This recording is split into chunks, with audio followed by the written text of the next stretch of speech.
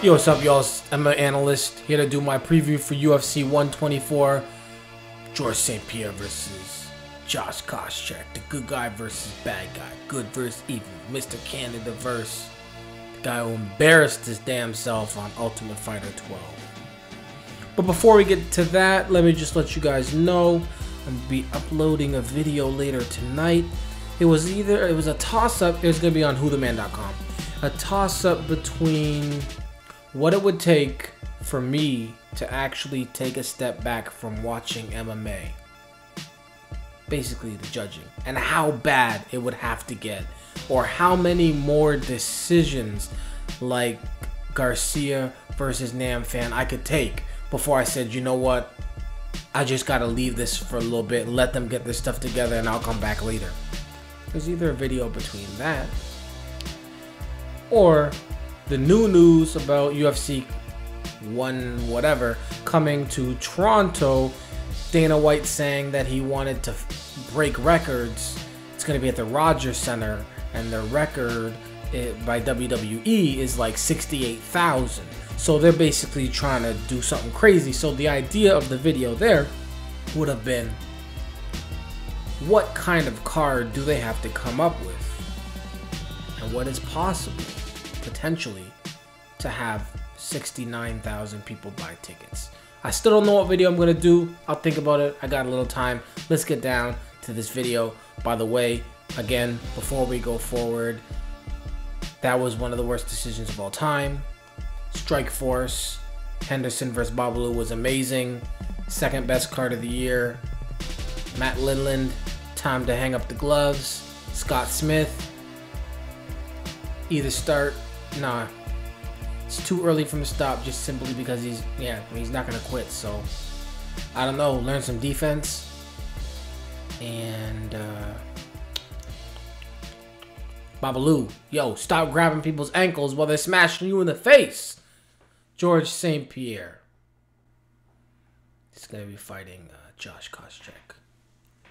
What's gonna happen here? This predictable as hell. Okay, first let's just talk about Josh Koscheck. Josh Koscheck's whole thing is, I'm a well-rounded fighter. First time I fought you, I was just a wrestler. Now I got hands. Now I know other things to do. I can come at you at different angles.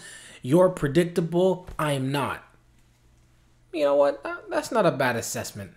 I mean, he's coming off of a very important fight for his journey back to the title shot. The win over Paul Daly, where he held on for dear life and controlled. And I think that was a fight where he got kneed by the invisible knee or something like that. Anyways, and then he dodged one more punch after the bell. Before that, he broke down Anthony Johnson, and before that, he knocked out Frank Trick. All right. Josh Koscheck has some power in his hands. Yes, he does. Wait, let the bus go by. All right. If you guys didn't hear that, that's going to seem real strange. But anyways, he's definitely evolved. He's definitely evolved. His hands have gotten much better. If you look at his striking abilities between when he first went on Tough to the point where he fought GSP the first time to the point now, he's definitely got better. Is he a striker? Absolutely not. Can he do things to people like Frank Trigg who aren't strikers? Absolutely. Will he avoid striking at all costs against somebody like Paul Daly? Most definitely. So he knows his limits. He knows that he's no longer striking absent-minded, he knows how to strike. He's got things pretty much together. Considering his background and where he came from, he's done a good job evolving. But he is not a striker, and he knows this. And against George St-Pierre, he's saying, hey man, I'm going to come out there, I'm going to take you down, I'm going to knock you out. I'm going to stuff your takedowns and force you to stand with me, and I'm going to knock you out. And I don't think I believe that is going to be the case. Before I tell you what I think he's going to do, let's just quickly go over George St-Pierre. Basically, he's the man at welterweight. Undefeated since his loss in 2007 to Matt Serra, where he got knocked out, and where all striking mindedness, any that was there before, has been completely erased. It is no longer there. George St-Pierre is not going to strike with anybody at all, except maybe John Fitch, who, if he beats him up for 4 rounds, he might throw a few kicks in the 5th. Doesn't really mean anything. It just means like he knows what he doesn't want to happen to him. He doesn't want to get caught. He knows that the odds are, if George St-Pierre is on top of the opponent, controlling him, ground and pound, most likely he's not going to get caught with some Hail Mary submission, and he's probably not going to get knocked out. So, and he's going to keep the belt, and he's going to stay on his win streak, and he's going to still be the man at 170. He knows this, so that's what he's doing. Against Josh Koscheck, what do I think is going to happen? I think George St-Pierre is going to do what he does. He's going to go out there, he's going to go for takedowns. He'll set up a takedown with a few jabs and whatnot, but he's going for takedowns. Josh Koscheck is also going to go for takedowns. I don't think Josh Koscheck is coming to this fight. Let's remember, I don't think the Division I All-American wrestler is coming to this fight against George St-Pierre to try and stuff takedowns and stand up. He's working on his wrestling as well, and he wants to put George St-Pierre on his back and see, all right, let's see what you can do now. That's what he wants to do. Let's just pretend George St-Pierre was like, you know what, I'm not going to shoot any takedowns. I'm going to chill. And let's say Josh Koscheck was like, I'm not going to shoot any takedowns. I'm going to knock him out. George St-Pierre has a better stand-up anyways. He doesn't have the power, but he definitely has a better stand-up. But obviously that's not going to happen. I did just want to mention that George St-Pierre against Josh Koscheck in a striking match, George St-Pierre is definitely the more well-rounded fighter with more kicks and punches and angles to use and just better in general. He does not have the power though, and he doesn't have the confidence. If he did, he probably would stand with people for more than 3 seconds at a time. Also, strategy just makes sense for him to take people down. So, what's going to happen in this fight? I think Josh Koscheck's going to go for takedowns. George St-Pierre is going to go for takedowns. I think George St-Pierre is going to end up winning those wars similar to how he did the first time, except for it won't be that much of a surprise. And I think George St-Pierre goes on to a decision. I don't think he's going to finish Josh Koscheck. I don't think he's going to submit him. I think it's going to be lots of takedowns and controls. Josh Koscheck is not going to gas. I mean, maybe he will, but I don't think he will. I don't think he's going to get put in really horrible positions when he gets taken down. George St-Pierre isn't going to be able to just move around and do what he wants on top. So I think it's going to be lots of frustration for Josh Koscheck, who will be on his back, trying to get up, trying to climb that wall, trying to stuff takedowns with George St-Pierre leaning on him again.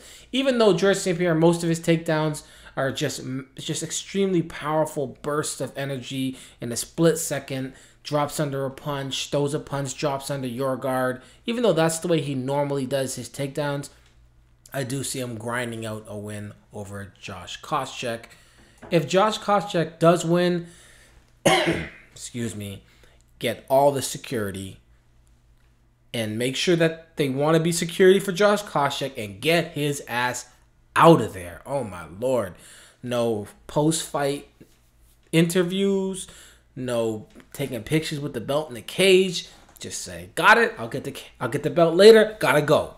And then get your ass outside and stay in your dressing room, and then if you can get into that limo or whatever, maybe just a van, SUV. If you can get into that inside the stadium or inside the arena, and then drive away and find a way inside your hotel without seeing any, that's what you need to do. Stealth mode. No after parties. None. Hell, you might not want to do that win or lose. Moving on, Stefan Struve versus Sean McCorkle. How is this the co-main event? Damn, is this how you treat Canada now? You treat us like the UK? Just throw in a Canadian, a big name Canadian, like you do Bisping, or would you do GSP and put a bunch of other stuff? Damn. Anyways, Stefan Struve coming off a win over Christian Moorcraft is actually a pretty good fight. Roy Nelson, he lost that fight. And a win over Paul Buentello and Chase Gormley. Young kid, tall kid, all that stuff. We know the situation with Stefan Struve. 14 wins by submission, 4 wins by knockout, 20 wins, 4 losses.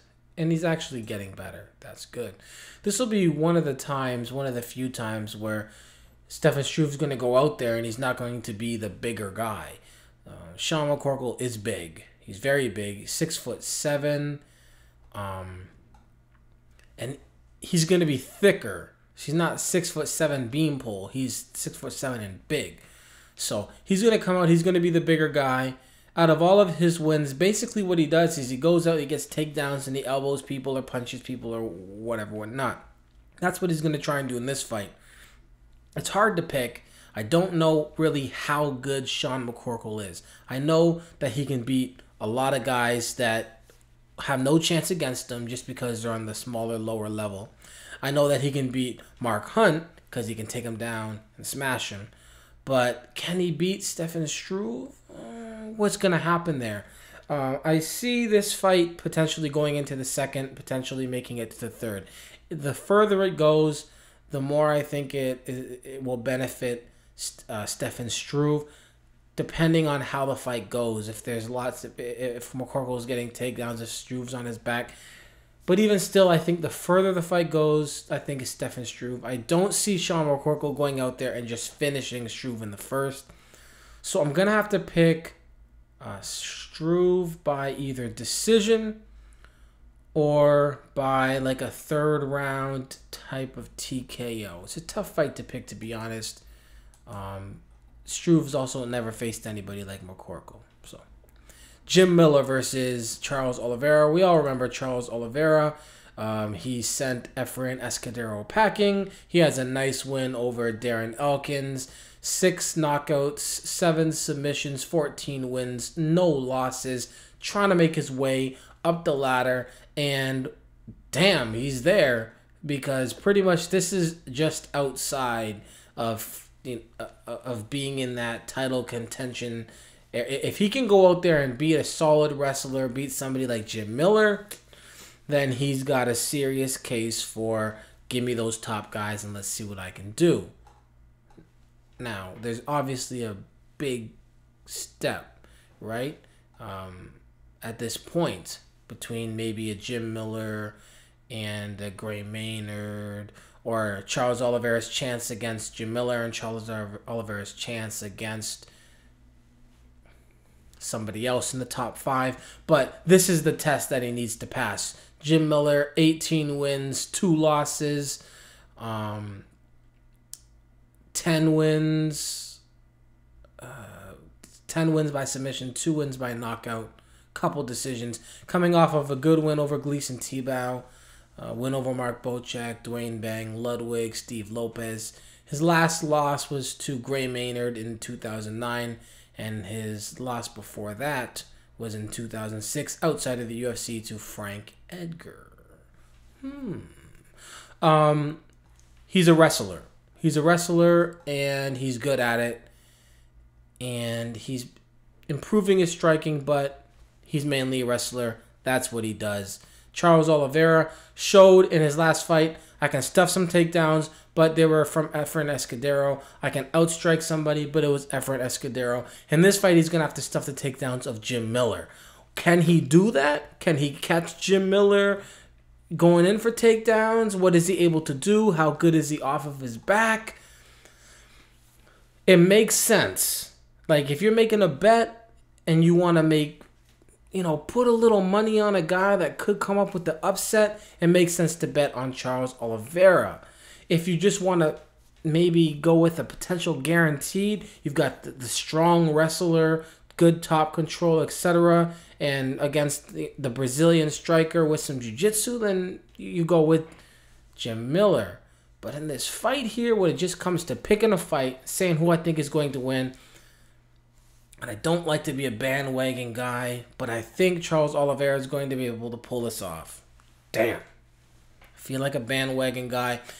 I'm kind of hoping he can pull it off because we need more guys like Charles Oliveira. People who can fight, people who can stuff takedowns, people who can maybe submit people who can strike, all those things.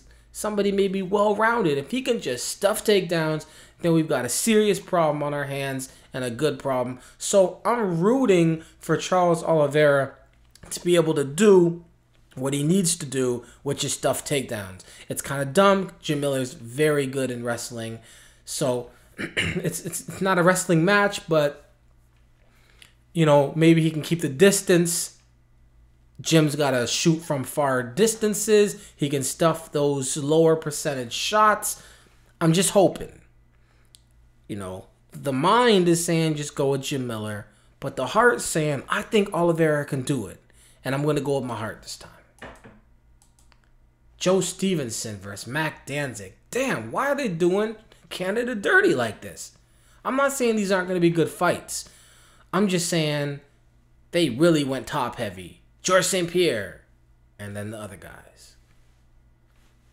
Mac Danzig versus Joe Stevenson. Joe Stevenson coming off of a great performance from George Sotiropoulos. A loss to George Sotiropoulos. He had a win over Spencer Fisher, Nate Diaz in the middle there, and then some beatdowns. He had a loss to BJ Penn, Kenny Florian, Diego Sanchez, gatekeeper at this point, and for a while, Joe Stevenson.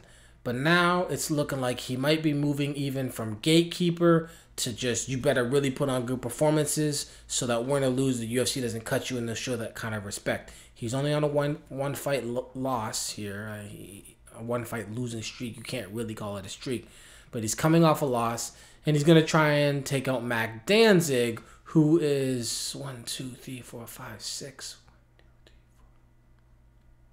3-6 since 2007. Whoo!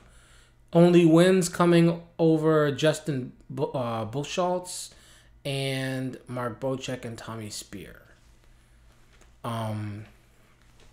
He needs to win this fight. In this fight against Matt Wyman, supposedly he wasn't unconscious, which I don't think he was. Tough mistake. Damn. But it is what it is. But he needs this win. I think if he loses this, he will probably be cut, and I think he knows this. Joe Stevenson really wants to get a win. A lot of people are saying this could be a fight of the night, but I think both of these guys are going to be so focused on a win that it could end up being a boring fight where they're fighting for position. They're going to scrambles, but not the kind of exciting, cool Brazilian Jiu-Jitsu scrambles. I think there might be a little bit of gassing issues. I don't know exactly if this is going to be a good fight. I'm guessing it won't be. But I'm going to pick... Damn. Picks with Mac Danzig are so strange. I'm going to go with Joe Stevenson.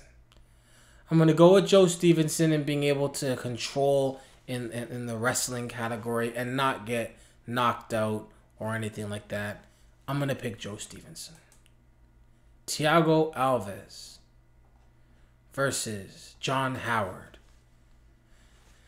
If this was Strikeforce, what you might get here is a situation like Scott Smith and Paul Daly. And all I mean is two guys who are strikers or who at least have good striking. One of them definitely very good striking, who are just going out there and not afraid to just handle business. Right? But it's the UFC. And people are afraid of getting cut. And people want to get title shots. What you have here, Thiago Alves, this is like a situation where as long as he doesn't miss weight, he's on a 2-fight losing streak, but it's to the number 1 and the number 2 welterweight in the world. What do you want? And now he's fighting John Howard, and he can't afford a third loss. But John Howard, on the other hand, was on a pretty nice win streak, lost to Jake Ellenberger, but a win over Thiago Alves, who's still around the number 4 or 5 fighter at welterweight in the world. Maybe, yeah, number 4 or 5 for sure. Now it's like, if I can beat number 4 or 5 fighter, then I can solidify my position somewhere in this welterweight division, right? So John Howard, I don't know if he's just going to come out there and say, let's get down. And I'm not saying that he's going to go out there and go for takedowns. But if I had to pick one of these guys to decide to try and be takedown, man, it would be him. Thiago Alves isn't going to do it. Thiago Alves is a striker. He's good at stuffing takedowns against almost everybody except for George St-Pierre, John Fitch. So he's not going to be that guy. And I just can't imagine that with so much on the line, both of these guys are just going to touch gloves and start doing their striking thing. I hope it happens. If it does, I pick Thiago Alves to win by strikes, to win by just more crisp strikes. If it doesn't happen, I still pick Thiago Alves to win by stuffing takedowns. But I'm just kind of thinking, is this fight going to be as awesome as it could be? Or is somebody going to buckle to the pressure of needing that win? We'll see. Thiago Alves is pretty much, I believe, better in all aspects of striking. He's really good with takedown defense. He's good at getting back up. He's one of the best in the world. He has a serious problem with getting down to 170. He's huge. If he isn't able to make weight in this fight, I don't know what they're going to do, but they've got a big problem. He'll probably, like, win or lose, if he doesn't make weight, Dana's probably going to say, look, I'm cutting you, like, it's just hardballing. I'm going to cut you for the loss, you're fighting at 185. There's no more of this. He got caught for diuretics, which is illegal. He got, I think, 2 times he didn't make weight. It's a serious problem. It needs to be dealt with. Hopefully he comes in and he makes weight. Hopefully he's in the shape he needs to be. That's another problem. He's cutting so much that a lot of times he doesn't have the energy, he doesn't have the gas, he doesn't have the strength, and it's just a tough situation for him. We'll see what happens, but I'm picking Thiago Alves. All right. On the rest of the card, what do we got here? I've got Mark Koscheck taking out Dustin Hazlett. Dustin Hazlett's got some fancy, nice stuff off his back, but I don't see him catching Mark Koscheck in it. I see Mark Koscheck being on the top and not getting tapped and winning by decision. Joe Dirksen versus Dan Miller, Jim Miller's brother.